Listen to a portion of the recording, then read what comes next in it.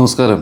കുറച്ച് ദിവസങ്ങൾക്ക് മുമ്പ് എയർ കാനഡ വിമാന കമ്പനികൾ അവരുടെ കൂടെ ജോലി ചെയ്ത ഏതാണ്ട് 10-17 വർഷം ജോലി ചെയ്ത ഒരു പൈലറ്റിൻ്റെ സർട്ടിഫിക്കറ്റ് ഫേക്കാണെന്ന് കണ്ടുപിടിക്കുകയും അദ്ദേഹത്തിനെതിരെ കർശനമായ നടപടിക്രമങ്ങൾ നടത്തുകയും ചെയ്യുന്നതായിട്ടൊക്കെ ന്യൂസിലൊക്കെ കണ്ടു കാണുമായിരിക്കും. അതെന്താ സംഭവിച്ചു കഴിഞ്ഞാൽ അദ്ദേഹം നമ്മളിപ്പം പെട്ടെന്ന് ഇയാൾ പൈലറ്റ് ലൈസൻസ് ഒന്നും ഇല്ലാത്ത വ്യക്തിയാണോ, അല്ലെങ്കിൽ അയാൾ കള്ളത്തരം കാണിച്ചാണോ ഇത്രയും നാളും ആൾക്കാരെ പറ്റിച്ചത്, എന്ത് റിസ്ക് ആണെന്നൊക്കെ ചിന്തിക്കുന്നുണ്ട്. എന്നാൽ അദ്ദേഹം ശരിക്കും പറഞ്ഞാൽ വാസ്തവത്തിൽ ഒരു പൈലറ്റാണ്. അദ്ദേഹത്തിന് ഫസ്റ്റ് ഓഫീസർ ആവാനുള്ള PPL കോഴ്സുള്ള പൈലറ്റാണ്, കൊമേഴ്ഷ്യൽ പൈലറ്റ് ലൈസൻസ് ഉള്ള ഒരു വ്യക്തിയാണ്. എന്നാൽ അദ്ദേഹത്തിന് ഒരു ക്യാപ്റ്റൻ ലെവലിലേക്ക് എത്താനുള്ള ഒരു യോഗ്യതയൊന്നും അയാൾ നേടിയിട്ടില്ല. അതിന് വേറെ തിയറിറ്റിക്കായിട്ട് എക്സാമുണ്ട്, മറ്റു കാര്യങ്ങളൊക്കെ ചെയ്യാനുണ്ട്. അപ്പം അങ്ങനൊരു സാഹചര്യം അയാൾക്ക് 2009 ഒരു സാഹചര്യം വന്നപ്പോൾ ആ മനുഷ്യന് ഇത് വ്യാജമായ രീതിയിൽ സർട്ടിഫിക്കറ്റ് നൽകി എയർലൈനെയും ഗവൺമെൻറ്റിനെയും പറ്റിച്ച് അദ്ദേഹം ക്യാപ്റ്റൻ പദവിയിലേക്ക് എത്തുകയും 777 പോലെയുള്ള വിമാനങ്ങളൊക്കെ ആ ഒരു സീരീസിലുള്ള വലിയ വിമാനങ്ങളൊക്കെ അദ്ദേഹം കുറേ വർഷങ്ങളായിട്ട് യൂസ് ചെയ്യുകയും ഏതാണ്ട് 1000-ന് മേളിൽ മണിക്കൂറുകൾക്ക് കൂടുതൽ അദ്ദേഹം ഇത് ഉപയോഗിക്കുകയും പിന്നെ എന്താ പറയുക ഒരുപാട് ഫ്ലൈയിങ് ചെയ്യുകയും പല ഇൻ്റർനാഷണൽ ലെവലിലുള്ള ഫ്ലൈയിങ് ഒക്കെ ചെയ്യുകയൊക്കെ ചെയ്തു. ഈ കെയർ ഓഫിൽ അദ്ദേഹം ഒരുപാട് പൈസ മേടിക്കുകയൊക്കെ ചെയ്തു. ഈ വ്യക്തി റിസൈൻ ചെയ്തു. നമ്മൾ ആലോചിക്കേണ്ട കാര്യം വെച്ച് കഴിഞ്ഞാൽ ഇദ്ദേഹം ഇപ്പം നിലവിൽ ഈ എയർലൈൻസിലില്ല. ആ വ്യക്തി റിസൈൻ ചെയ്ത് പോയി. റിസൈൻ ചെയ്ത് അല്ലെങ്കിൽ ജോലിയിൽ നിന്ന് വിരമിച്ച് പോയ ശേഷം ഈ കഴിഞ്ഞ ഇടയ്ക്കാണ് ഇദ്ദേഹത്തിൻ്റെ ലൈസൻസിൻ്റെ കാര്യം ശ്രദ്ധയിൽപ്പെടുകയും അദ്ദേഹത്തിനെ അന്വേഷിച്ച് പോലീസ് കണ്ടെത്തുകയും അദ്ദേഹത്തിന് വളരെ ഭീമമായ ഒരു തുക പെനാൽറ്റി നൽകുകയും ചെയ്തു എന്നാണ് ന്യൂസിലൊക്കെ അറിയാൻ സാധിച്ചത്. ഞാൻ പറഞ്ഞു വരുന്നത് എന്താണെന്ന് വെച്ച് കഴിഞ്ഞാൽ പൈലറ്റിൻ്റെ വിഷയമല്ല, ഇത്തരത്തിൽ ഒരുപാട് വ്യക്തികൾ ഇന്ന് പ്രവാസ ലോകത്ത് അല്ലെങ്കിൽ മറ്റ് സ്ഥലങ്ങളിലൊക്കെ വ്യാജ സർട്ടിഫിക്കറ്റുകളൊക്കെ വെച്ചിട്ട് ജോലിക്ക് ചെയ്യുന്നുണ്ട്. നമുക്കറിയാം ചില സമയത്തൊക്കെ ഇപ്പോൾ പ്രത്യേകിച്ച് എടുത്തു പറയുകയാണെങ്കിൽ നേഴ്സിംഗ് ഫീൽഡിലൊക്കെ നമുക്കൊരു എക്സ്പീരിയൻസ് സർട്ടിഫിക്കറ്റിൻ്റെ ആവശ്യമുണ്ട്. അതായത് നമ്മൾ ചിലപ്പോൾ കോഴ്സ് കഴിഞ്ഞ് ചിലപ്പോൾ എവിടെയെങ്കിലും ജോലിക്ക് കയറും, പിന്നെ അല്ല എന്തെങ്കിലും കല്യാണമോ അല്ല മറ്റു കാര്യങ്ങളൊക്കെ ആയിട്ട് അല്ലെങ്കിൽ മറ്റെന്തെങ്കിലുമൊക്കെ ബുദ്ധിമുട്ടുകൾ കാരണം കുറേ നാൾ ജോലി ചെയ്യാതിരിക്കും.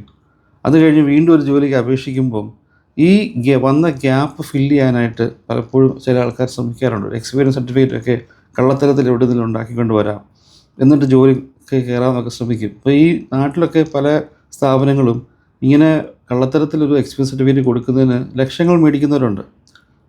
ശരിയായിരിക്കും, അവരുടെ സ്കില്ലും കാര്യങ്ങളൊക്കെ വെച്ചിട്ട് ചിലപ്പോൾ ഒരു സർട്ടിഫിക്കറ്റ് കിട്ടും. അപ്പോൾ അവിടെ പറയും ഓക്കെ ഇന്ന വ്യക്തി ജോലി ചെയ്യുന്നുണ്ടായിരുന്നു ഇവിടെ. അങ്ങനെ ഇത് വെച്ച് ഇവർ പലപ്പോഴും പല മിഡിൽ ഈസ്റ്റിലും അല്ല യൂറോപ്പ് രാജ്യങ്ങളിലൊക്കെ പോയി ജോലിക്ക് കയറും.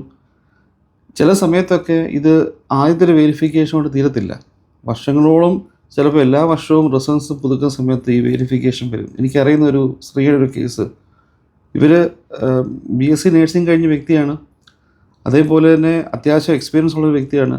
ഇടയ്ക്ക് എത്രയോ ഒരു 3-4 വർഷത്തെ ഒരു ഗ്യാപ്പ് വന്നു. അപ്പോൾ ഈ ഗ്യാപ്പ് ഫില്ല് ചെയ്യാനായിട്ട് ഈ സ്ത്രീ എന്താ ചെയ്തെന്ന് വെച്ച് കഴിഞ്ഞാൽ ഒരു സ്ഥാപനത്തിൽ പോയിട്ട് അവിടെ പറഞ്ഞ് എത്രയോ ലക്ഷം കൊടുത്ത് അവരൊരു സർട്ടിഫിക്കറ്റ് ഉണ്ടാക്കിക്കൊണ്ട് വന്നു. ഇവർ ഈ സർട്ടിഫിക്കറ്റൊക്കെ വെച്ചിട്ട് ഗൾഫിൽ ജോലിക്ക് കയറി, ജോലി നടന്നുകൊണ്ടിരിക്കുകയായിരുന്നു. 5-6 വർഷം കഴിഞ്ഞു. ഈ റിസൾട്ട്സൊക്കെ പുതുക്കുന്ന സമയം വന്നപ്പോൾ ഇപ്പോൾ പുതിയ നിയമപ്രകാരം ഞാൻ പറഞ്ഞല്ലോ, പുതുക്കുന്ന സമയത്ത് ഓരോ പ്രാവശ്യവും ഈ വെരിഫിക്കേഷൻ ഇതിന് പോകും. സർട്ടിഫിക്കറ്റ് എല്ലാം ഒറിജിനലാണോ എന്നറിയാൻ വേണ്ടി.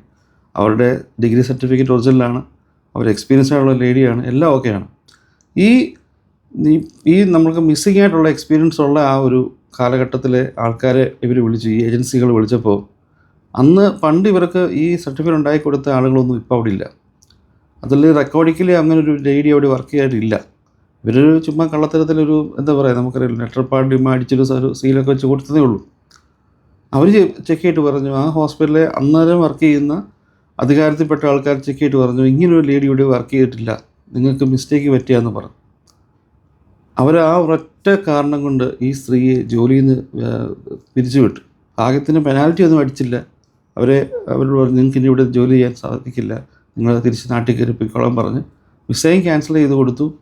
അവരെ നാട്ടിലേക്ക് കയറ്റി വിടുകയും ചെയ്തു. ഞാൻ പറഞ്ഞേ, പല ആൾക്കാരും ഇപ്പം ഈ നേഴ്സിംഗ് ഫീൽഡിൽ നിന്ന് മാത്രമല്ല പല സെക്ഷനിലുള്ള പല ട്രേഡിലുള്ള ആൾക്കാരും വ്യാജമായ സർട്ടിഫിക്കറ്റ് ഉണ്ടാക്കിക്കൊണ്ട് വന്ന് നമ്മൾ ഗൾഫിൽ പ്രത്യേകിച്ച് മിഡിൽ ഈസ്റ്റിലും അല്ലെങ്കിൽ യൂറോപ്പ് രാജ്യത്തൊക്കെ ആണെന്നാലും പോകാൻ ധൈര്യപ്പെടുന്നുണ്ട്. നമ്മൾ ശ്രദ്ധിക്കേണ്ട കാര്യം കഴിഞ്ഞാൽ ഇത് എന്നും നമുക്കൊരു ടെൻഷനാണ്. ജീവിതത്തിലെ വലിയൊരു സമ്പാദ്യം എന്ന് പറഞ്ഞു കഴിഞ്ഞാൽ സ്വസ്ഥമായ ഒരു ഉറക്കമാണ് നമുക്ക് വേണ്ടത്. എന്നും നമ്മുടെ ടെൻഷനാണ്, അയ്യോ എനിക്കിത് പ്രശ്നമാകുമോ, നാളെ എന്നെ ഇത് പിടിക്കപ്പെടുമോ? പലപ്പോഴും ആളുകളെ പിടിക്കപ്പെടുന്നുണ്ട്. ഈ പിടിക്കപ്പെടുന്ന വ്യക്തികൾക്കൊക്കെ ഭീമമായ തുക, ഇപ്പോൾ എത്ര നാൾ പൈസ സമ്പാദിച്ചോ അതിനേക്കാളും വളരെ ഭീമമായ തുക ഇവർ പെനാൽറ്റി ആയിട്ട് കൊടുക്കേണ്ടി വരും. ജീവിതകാലം മുഴുവൻ നിങ്ങൾ ടെൻഷൻ അനുഭവിക്കേണ്ടി വരും. ഞാൻ പറയുന്നത് നിങ്ങൾക്കൊരു ജോലി കിട്ടരുതെന്നല്ല പറയുന്നത്.